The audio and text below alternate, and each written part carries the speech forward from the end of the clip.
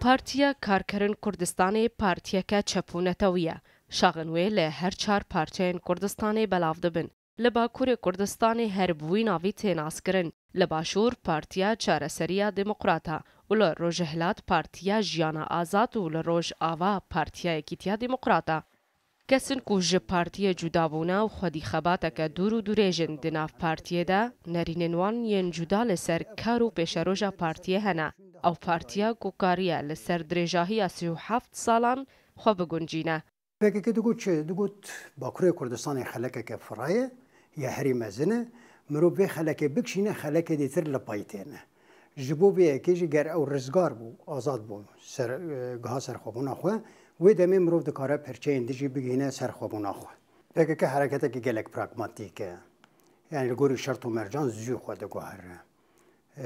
Li hundir de xwe naguhere lê ema ji bo ji derve ji bo şert û mercên ku ser de têne xwe zû diguhere.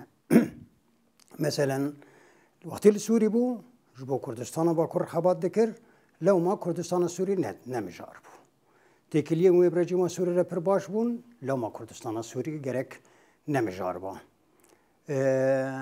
Gelek feyde PKK ji rejîma Sûrî dîte ku tekoşîna li Bakurê Kurdistanê pêş de bide. Kadroyekî bereyê vê partiyê berova jî vê nêrînê dibîne ku rasta siyaseta partî qonax heya qonax guhertin bi serda hatiye.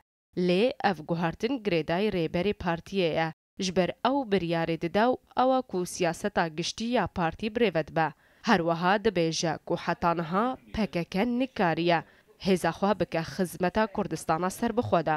Abdullah Öcalan li Enqere bû stratejiyek meşand, derket Şamê û Lubnan stratejiyekî din meşand, derketî Îmralê stratejiyekî dî meşand. Zêdetir her çende dawa serxwebûna Kurdistan dikin, dawa bêjim her çar partiyên Kurdistan dikin di îdeolojiya xwe de lê bi fiilî nel hember Tirkiye nel hember hêzên dagirkerî Tirkiye zêde têkoşînekî wan nîne. Têkoşîna wan bi dereceyekî li hember hêzên Kurdî, partiyên Kurdî û kesayetiyên Kurdî ne. Giraniya vê partiyê bêhtir li Bakurê Kurdistanê bû. Pêştî 2011 di gel serî hildana şoreşa Sûriyê. Ev part careke din karî li vî welatî çalak bibe. Piştî ku di dawiya salên 1999 de karê wan bi tundî li Sûriyê hatibû qedexekirin. Niha li Rojavayê Kurdistanê sê kanton li ser bingeha fikr û ramanên rêberê PKK hatine avakirin.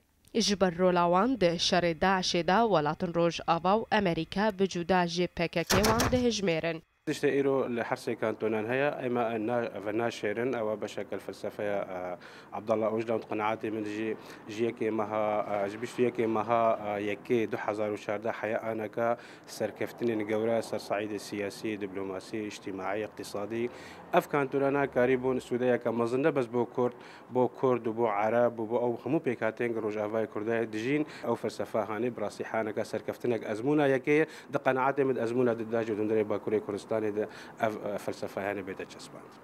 Di Newroza 2013 de rêberê partiyê di nameyekê de ragihand ku îro qûnaxeke nû dest pê kiriye û êdî gereke girî lav vekişne dervî sînyorê Tirkiye û dengê siyasetê li seriyê tifîngan bilind bibe. Pêvejoya aştiyê dest pê kir lê bi sedema teqîna Pirsûsê hate seknandin. Niha jî ji bo careke din bi zavê vejandina van danûstandina û azadkirina Abdullah Öcalan têne kirin. Rengîn Şerro Rûda û Hewlêr.